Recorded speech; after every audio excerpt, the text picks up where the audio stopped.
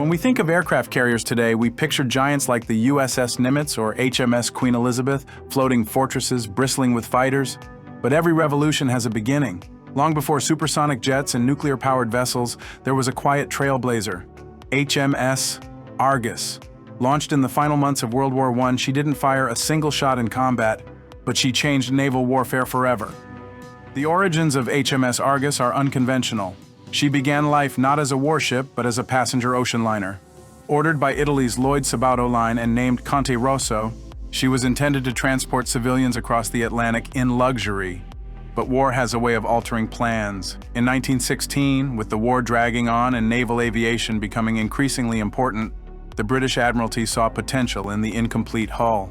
They purchased the ship and made a bold decision to convert her into a new kind of warship, one capable of launching and recovering aircraft at sea. Naval aviation was still in its infancy. Airships and seaplanes had been used for reconnaissance, but landing and taking off from ships was still a dangerous and untested idea. The Royal Navy had already experimented with launching planes from short platforms on battleships and cruisers, but these were limited and lacked any means for recovery. Argus would be different. What set Argus apart was her radical design. Engineers stripped away the ship's superstructure and funnels, creating a completely flat, unobstructed flight deck, stretching the full 168 meters from bow to stern. This might seem obvious today, but at the time, it was revolutionary. Previous attempts at aircraft carriers had separate decks for takeoff and landing, with the superstructure dividing the two. This made landing incredibly difficult and dangerous.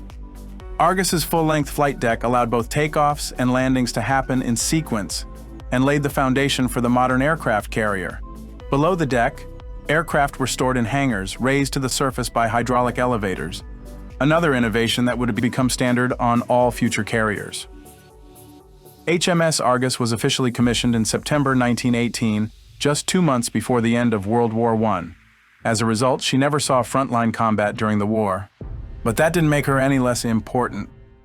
She was used extensively for testing and developing carrier flight operations, which were still a risky and unpredictable business. Early aircraft like the Sopwith Camel and Sopwith Strutter were delicate biplanes, designed more for dogfights over the trenches than deck landings at sea. Pilots had to land without the benefit of modern arrestor wires or angled flight decks. In fact, some early tests involved pilots deliberately crashing into safety nets or using sandbags to absorb impact on landing. It was chaotic, but it was progress. Argus also carried a small air wing, usually around 15 to 20 aircraft. These planes were launched using their own engine power from the flat deck, and landing required precision, skill, and nerves of steel. Following the war, Argus took on a new mission: to become the Royal Navy's floating aviation laboratory. She was instrumental in developing the doctrine, technology, and training that would define carrier warfare for decades. She served as a training platform for naval aviators, giving pilots a chance to practice deck landings, takeoffs, and formation flying at sea.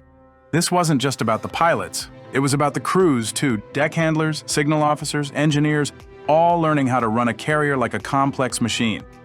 Throughout the 1920s and 30s, Argus participated in fleet exercises, collaborated with other carriers like HMS Furious and HMS Eagle, and played a pivotal role in advancing carrier design. By the time World War II began in 1939, HMS Argus was showing her age.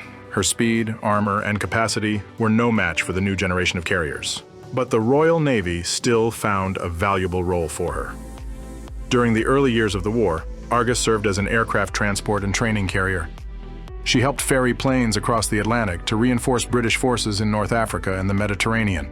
She also supported pilot training, launching deck qualification programs that allowed new aviators to gain essential flight hours before joining frontline carriers.